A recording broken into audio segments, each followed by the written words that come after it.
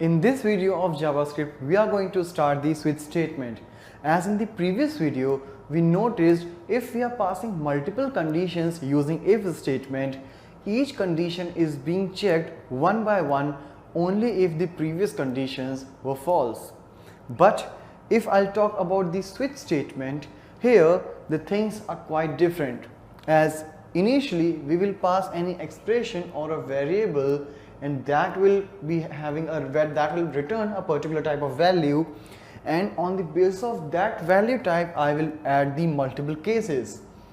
Whichever is the appropriate case is there in the switch statement, that particular case statement will get executed. As here you can see, it is not coming one by one, it will directly come onto that respective case. But if none of the case is satisfying the switch, then the control will come to the default block. So let's see practically how can we start writing this switch statement. So in this particular program, what I'm doing is I'm taking a single character from the user and I'm comparing whether that is a vowel or a consonant. So for doing that, first of all, I'm taking a user input using the prompt box, and we'll make sure like whenever we'll enter something, it will just be a single character, and I'm storing that in a variable called ch. So after taking the value, I'm passing this ch in this switch argument so that whenever this switch statement will be executing, only the value of this particular expression or variable will be compared.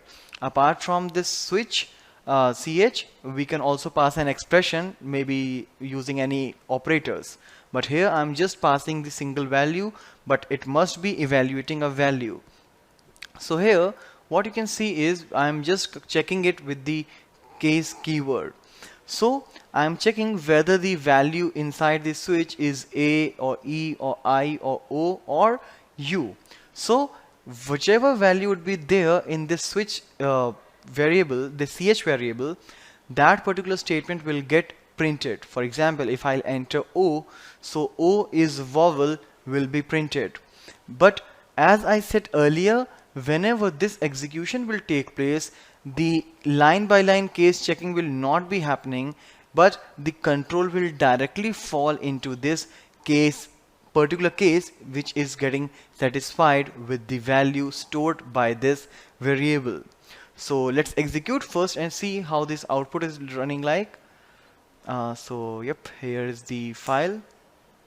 So here I'm entering a value, let's say O, and here you can see the message O is vowel. If I'll enter anything apart from A, E, I, O, U, you can see the message special character or consonant. But where does it comes from? It is coming basically from the default. Like in the if statement, when all the conditions are false, at last the else statement gets executed. Similarly, in the switch, when all the cases are false, finally the control will fall in the default statement.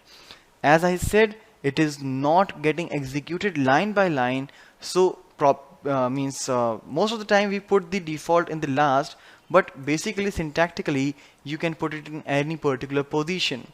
So let's execute it again. I'll refresh it and I'll pass U. So again you see U is vowel is printed. So basically what's the reason? If I have placed default before the case U, then if it is executing line by line, then this default statement must be printed. But as I said, like whichever case is particularly getting satisfied with this particular value evaluated from this variable or expression, that case will be printed from here. So that is why we can see the output is still fine even if we have placed the default before the case. If you have multiple cases on which you want to execute the same set of statement, you can shorthandly write this switch statement like this. As here you can see I have placed all the cases like case A, E, I, O and U all together, and after that here I am giving a common definition, and still I am using this break keyword in order to terminate the particular case. So here this ch means whichever value you will be entering, if it is a part in this list like A, E, I, O, U, then that particular value will be printed along with is vowel message. So when I'll re-execute this, you can see still it is working fine, like E is vowel, then if I'll enter I is vowel. Alright, and if I'll enter anything else, then special character or consonant. So this is how we have written this program of switch, and this is how it executes. So you can basically use this switch statement whenever you are making some menu like options in your program or in any interface where you want to put the multiple matchings using the case.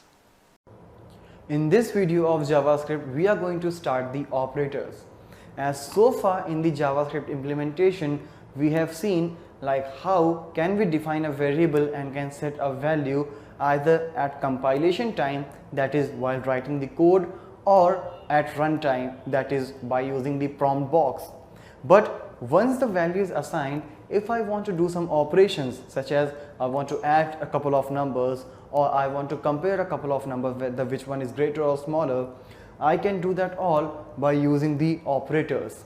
As operator is nothing but a symbol which tells the system that which particular task need to be performed in that particular data on which you are applying the operator. So the operator is the symbol, and the things on which the operator would be applied will be called the operand. For example, if there are a couple of variables where A and where B, and we are saying like A plus B, so plus is the operator and A and B are the operands on which the operator is being applied. In JavaScript, we have a vast list of the operators, and using individual operators we can perform the specific tasks.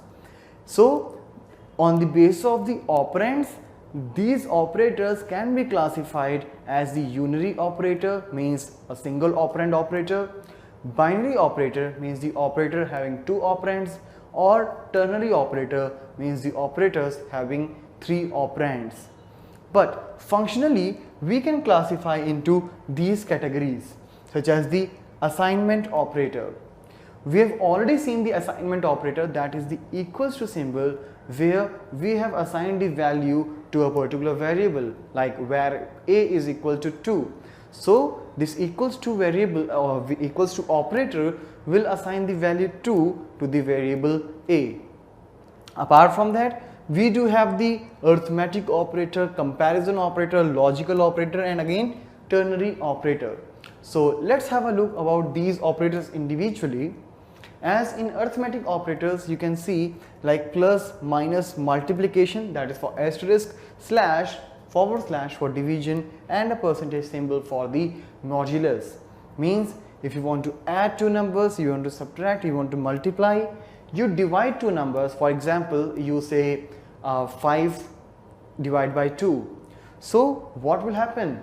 In the quotient it will be 2, in the remainder it will be 1. So the slash will take the quotient part, means the division operator will take the quotient part, while the modular symbol will take the remainder part. So both are related to the division only. One is dealing with the quotient, another one is dealing with the remainder. But rather than discussing here, let's see all of these things practically. So for getting started with the arithmetic operators, I will take a couple of variables like num1, I'll assign some value such as 40, and num2, in which I will assign again some value like 10. Now, as we have already discussed about the arithmetic operators like plus, minus, multiplication, division, and modulus, so let's do them very quickly. I am not taking any variable, I am just printing the results directly. You can actually take a variable and can assign some value into that if you want to reuse that value further. So what I do here is num1 plus num2, and here I'm just adding these two numbers. Very similarly, I'll do some more tasks like subtracting, multiplying, dividing, and finding the modulus. So before proceeding, let's break the line for each. like this, and let's see the output now. So here 40 plus 10 is 50, 40 minus 10 is 30, 40 multiplied by 10 is 400. When you will divide 40 with 10, in quotient you will get 4 and in remainder it's 0. So like this, all the operators are working perfectly. Now let's do it in another ways. Like for example, if I say var result is equal to num1 plus num2, so the result will be assigned to the result variable, alright, and you can now print that particular value like this, and it will work like same. But if you want to do some shorthand operation like things, you can do that as well. But for that, let's take some other scenario. Like here, what I'm doing is I'm just incrementing the value of num1 to an extent. For example, num1 is equal to num1 plus 5. What it will do? It will simply add the 5 in the current value of num1, which is 40, and will change the current value, that is the new value, to 45. So now if I will print the value of num1, you will get 45. But for the same thing, I can actually write it like this also, that is plus equals to. That means the same and will give you exact same output like this. It's again giving you 45.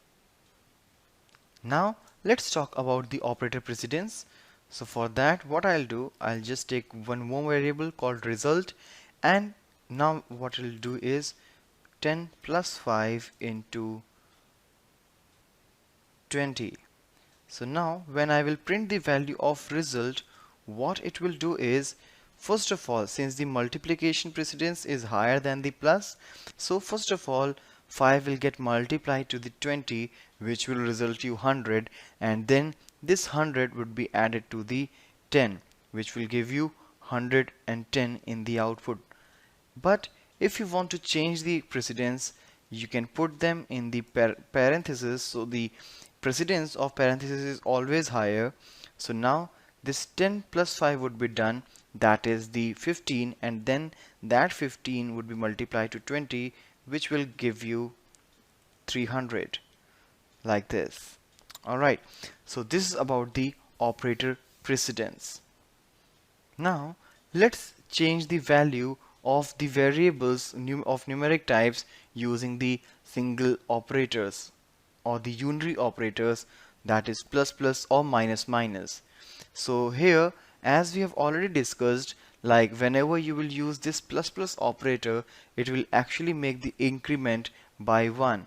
So now when I'll refresh, you can see it's 11, and they come into two varieties. This is the post increment, and if you'll put the plus plus before, it will be a pre-increment. Let's talk about the difference. Since here I have used plus plus num, that means it is pre-increment and the increment will be done before the value is getting assigned to the result. So before the assignment, the increment would be done, that is num will become 11, and then that 11 would be assigned to result. So in this particular case, both the values would be having 11. Let me break the line to get the clear output. Right, like this. But in case if I'll go for the post increment, that will give you a different result. In this particular case, since it is the post increment, that means the assignment would be done before the increment. So by the time the value of num would be assigned to the result would be having 10, and after this assignment the value of num would be incrementing, so the num will have the 11. So when you will print the value of result, it will give you a 10, and while num will give you 11. Let's check it out. The same result which I was talking about. And very similarly, you can do it for the minus minus operator as well, as the way of using the pre and post increment or decrement is going to be very same. Now let's talk about the logical operators. Suppose you have multiple conditions to compare and you want to merge them up. So here we have two binary logical operators such as the and or. If you have two conditions and you want to check like both conditions must be satisfied, only then I want to do some operation. For example, if I'm doing the login thing, so I want the username and password both must be same in order to do the login. So for that I will go for the AND operator. But if you are okay with any of the condition should be satisfied, then you can go for the OR operator.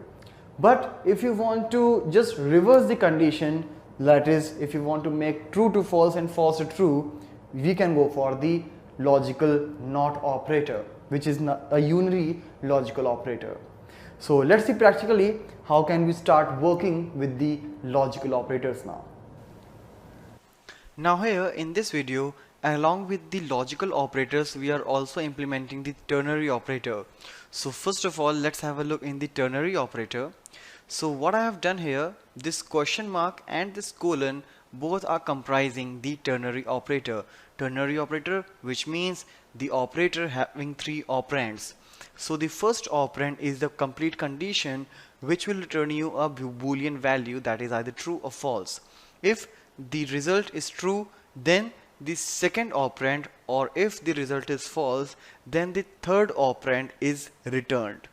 So basically in this particular operator, the first operator is evaluated, the first operand is evaluated, and according to that the second or third operand will be returned to this particular variable. So what I'm doing here, I have taken a couple of variables for you, taking the user ID and password, and I have used the prompt box for that. So as soon as user will enter, I will check like whether user ID and password, if both the conditions are true. So as per the AND operator, it will return you a true when both of the conditions are true. So as whenever we do the login, the username and password both must match in order to get a successful login result. So if both are correct, so this AND operator will return you the true, and in that case I will assign welcome in the message. And similarly, if any of these will be incorrect, so this AND operator will return you a false, resultant to which the invalid user string will be assigned to the message variable. So let's run it and see the output.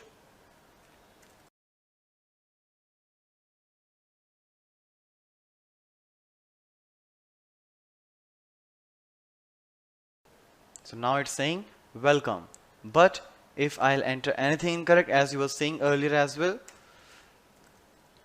so it will say invalid user. So that's what I discussed, like when each of the condition is false, then it will return you a false. Now what if I want to go for the OR operator? So let's change the program to a bit. So in this program what I have done is I am taking a username in this program using the prompt box, and after that I am comparing, means when you use the OR operator, obviously this single variable cannot have both the values at a time. So surely only one condition is going to return a true while other will return a false, or maybe both conditions will be false. But even if a single condition is returning you a true, this OR operator will just return you that true, and accordingly I will be getting welcome or invalid user. So let's save it and run it. So now what I'll do, I'll enter, it's saying welcome, again I'll refresh, it's saying welcome, but if I'll enter anything apart from that, you see it's invalid user. Alright, so this is what I can do using this OR operator. But if I'll talk about the NOT operator, it is a simple unary operator, like I assigned this NOT operator right here. So it is going to behave just reverse. So let's see how it's going to behave now. So now when I'll enter, it will say invalid. Apart from that, if I'll enter anything, it's going to say welcome. That's what I said. This NOT operator will simply return the true to false and false to true. It will simply reverse the result of the condition. Now let's have a look on the comparison operators. We have these 6 operators for comparing the value, such as the double equals to, single equals to is the assignment operator, while double equals to is the comparison operator, which compares the whether two values are equal or not. If the values are equal, it will return a true, otherwise false, and very opposite is a not equals to operator. Greater than when you want to compare the greater value, lesser than when you want to compare the lesser value, and very similarly greater than equals to, less than equals to. It will compare the greater as well as the equality. So all these operators will compare two values and will always return a boolean, either true or false, on the basis of the comparison made. So let's see practically how can we start implementation of these operators. Now for implementing the comparison operator, what I have done, I have simply taken a variable and using the assignment operator I have assigned a value called 100. It's a fixed value, and now I have used all the comparison operator, that is double equals to for comparing the equality, not equals to, greater than equal to, less than equal to, greater than, and less than. So when I'll say that num1, which is currently 100, is equal to 10, so obviously it will give you a false. Though JavaScript is not a type safe language, but whenever you will compare a condition, it will return a boolean data, either true or false, and in this particular case it will give you a false. But in the next statement, when you will say that num1, which is 100, is not equal to 10, so obviously 100 is not equal to 10. In this particular case it will give you a true. As we know 100 is greater than 10, so when you will say num1 is greater than or equals to, so in this particular case if the value of num1 is either equals to or greater than 10, so the result will be true. Since it is greater, it is going to return you a true. But since 100 is not less than 10, so it will give you a false. Similarly, the same will happen in these cases, like 100 is greater than 10, so a true, and 100 is not lesser than 10, so it is a false. Basically the difference between the greater than and greater than equals to is like it will give you a false even though the num1 and 10 both are having the same value. That is, if I'll make it to 10 and 10 is greater than 10, will give you a false. But if I'll say 10 is greater than or equal to 10, so since it is equal to, it will give you a true. Let's check out the output now, since we should get the false true true, false true false. So let's refresh this, and false true true, false true false. The same output which we predicted is here. In this video of JavaScript, we are going to begin a very important concept called functions. As in the introduction, we have noticed like JavaScript is functional, and now we are going to implement that thing. So what is a function? Basically, whenever I am talking about a function, it will contain a set of statements which perform a specific task. Specific task means, for example, I want to take the student list, want to take some marks, want to calculate the total percentage, want to find the grades. So I can do each individual thing in a separate task, so that whatever the code I will be writing will become modular. Let's take a real life example. When I am going to an ATM to withdraw some cash, what happens is I will swipe my card. Maybe I am just going to check my balance. So just checking balance is what? Is a method. Whenever I'll do that, it will be called, and the amount which I have in my account will be told. But when I'll go to withdraw some amount, even though internally it will find like how much amount I have internally in my account, so that if I will try to withdraw more than that available amount, it will not allow me to do.